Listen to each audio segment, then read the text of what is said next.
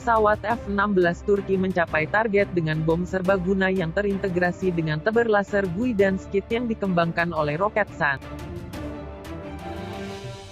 Dalam pernyataan yang dibuat oleh Kementerian Pertahanan Nasional, dikabarkan bahwa Komando Pangkalan Jet Utama ke-1 melakukan misi penembakan dengan 2 pesawat F-16 sebagai bagian dari kegiatan uji terima tebar.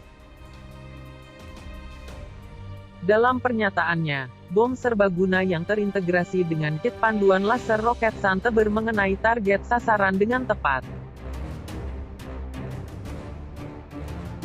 Tebar Guidance Kit dikembangkan oleh Roketsan dan dipasang pada bom seri Mk-81 dan Mk-82 yang tidak diarahkan, mengubah bom ini menjadi amunisi pintar.